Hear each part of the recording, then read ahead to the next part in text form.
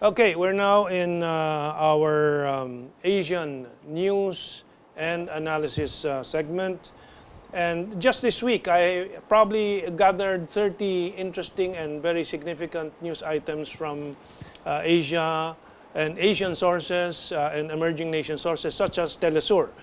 This is the broadcast network of the Latin American countries that are not allied with the U.S. But we have to choose only 3, 4, or maximum 5. And mostly these items that don't come up in the Philippine mainstream media or are not highlighted. If they are mentioned, it's one small segment inside in the inside pages. So we'll start off with the Japanese rally in tens of thousands to protest U.S. military presence. This was reported by Press TV. Of course, it's reported in the other sources and other wires, but I choose to take it from the Iranian press. The Press TV is Iran. Japanese were rallying in the tens of thousands. It is said 50,000 this time in front of the gate of the U.S. Marine Corps Camp Swab in Nago on the southern island of Okinawa Prefecture last June 17. It was considered one of the largest anti-U.S. demonstrations held in Japan in the past 2 decades. It's said to have numbered more than 50,000, and it called for scrapping of plans to relocate a major marine facility in the center of the island to the pristine waters of its northern coast. The U.S. military bases in Japan are a key part of the U.S.-Japan security alliance. And one of the triggers for the recent anti-U.S. sentiment is on May 19, Okinawan police arrested American national Kenneth Franklin Shinzato, a former U.S. Marine who works at the U.S. Kadena Air Base, for reportedly disposing the body of a 20-year-old Rina Shimabukuro in a weed-covered area in southern Okinawa after allegedly raping and murdering her back in April. Well, I'd like to see a similarly large demonstration here with these issues we have over the U.S. military bases. Maybe we can ask our ethics professor and ethics in international relations what this means for us in the Philippines. Are we remiss in protesting the presence of the U.S. military bases in the country when it's violative of our Constitution?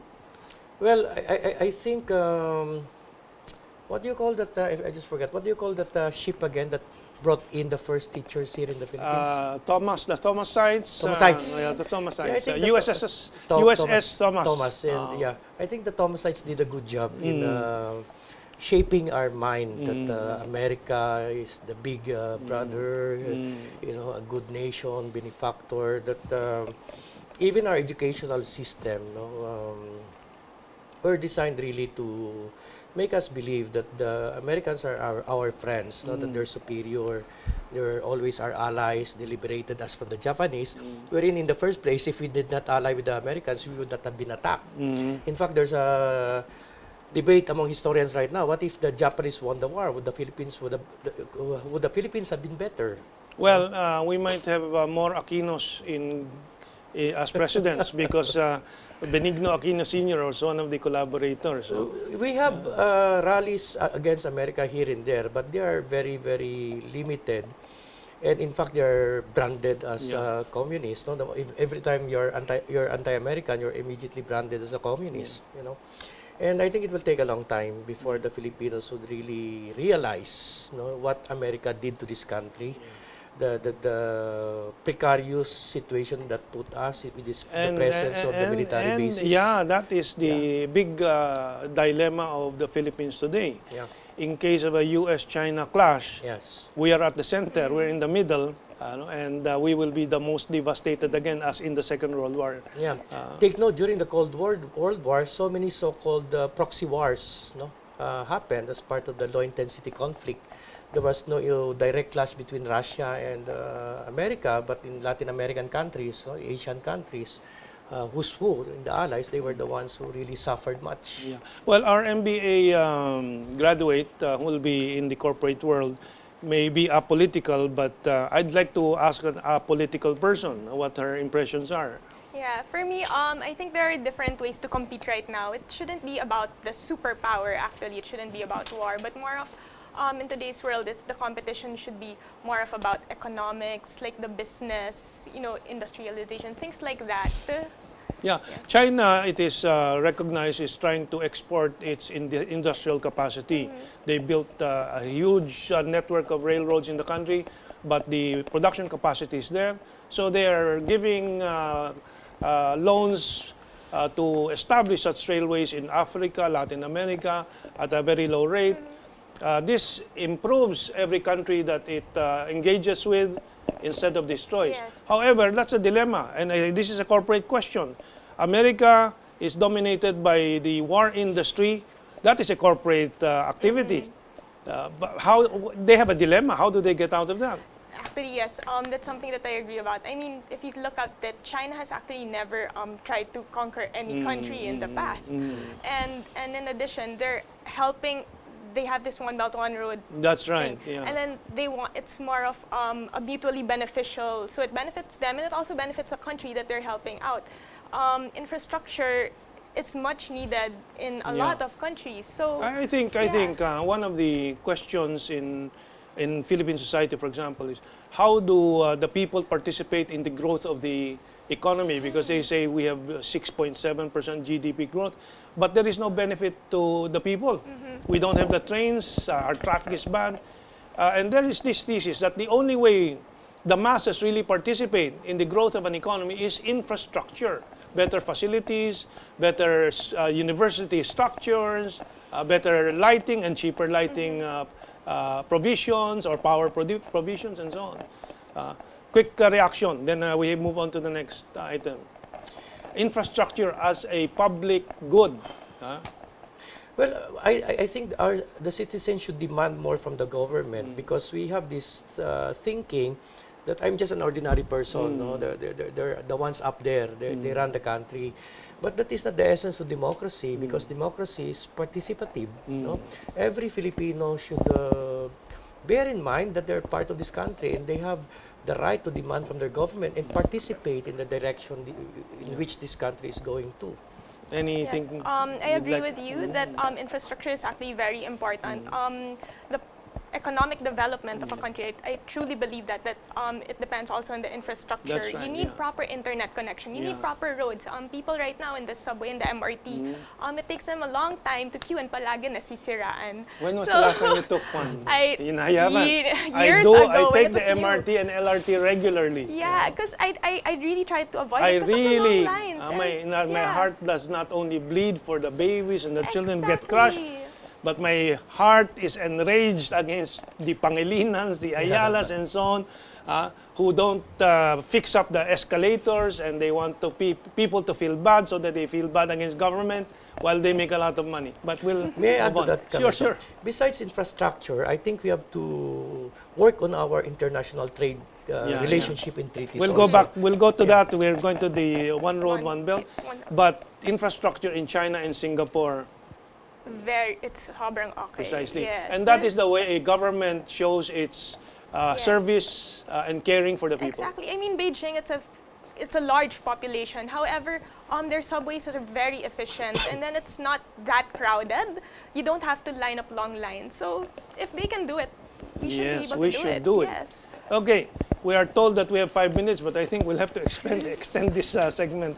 South Africa backs Chinese stance on South China Sea dispute. South Africa backed China on Wednesday, this is June 22, against the U.S. So-called freedom of navigation operations in the South China Sea, a patrol China has denounced as an illegal threat to peace. South Africa has noted with concern the recent trend in the global arena to politicize the situation pertaining to the South China Sea, the Department of International Relations and Cooperation said in a statement. South Africa supports the position that the sovereign states that are directly concerned should resolve their relevant disputes through direct consultations and negotiations on the basis of respecting historical facts and in accordance with international law, as well as to maintain peace and stability in the South China Sea, the South African Foreign Ministry said. And finally, Cambodian Prime Minister Hun Sen delivered a speech in Cambodia on Monday saying that Cambodia will not support the arbitration of the South China Sea issue. Okay, quickly, our international ethics expert. Well, first of all, what's the U.S. doing here in the Pacific? They're not supposed to be here, you know. Second, they're not even a signatory to UNCLOS. That's right. You know? And yet they want UNCLOS implemented in their own favor, you know. Even Southeast, other ASEAN nations do not want to antagonize China because they're profiting so much from the progress of China. Okay, and from our corporate lady. Yes, I agree with what Professor said.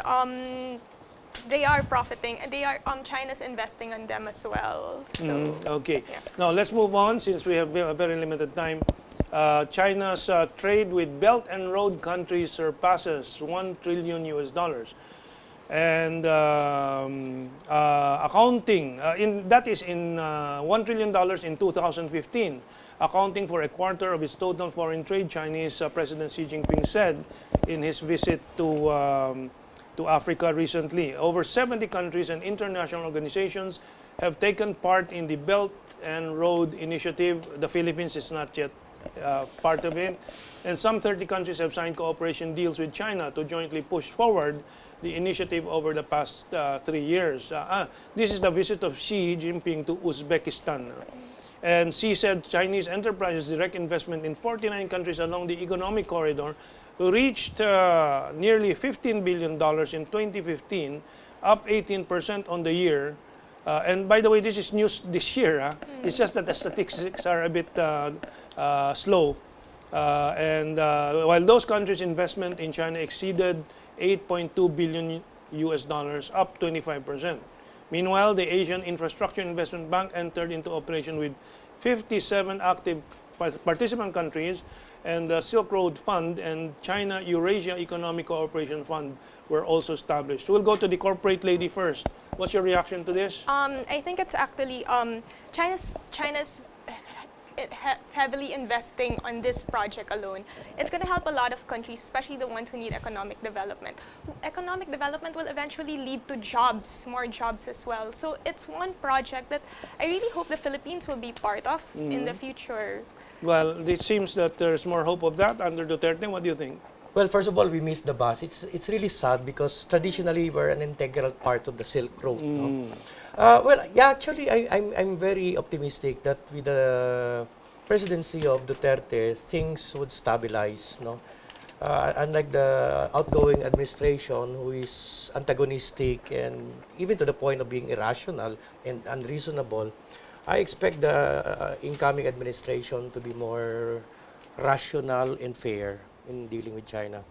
Okay. Well, by the way, the report on South Africa is from BRICS Post. BRICS is Brazil, Russia, India, China, and South Africa, the new alliance for a multipolar world. And the other is from Xinhua, the China's trade with Belt and Road countries. Well, I'm being signaled that we have run out of time, so the Brexit discussion will have to postpone to some other day. So we're now going to take this break, and we'll come back later, and discuss the Philippine-China focus issues that really concern us. Okay.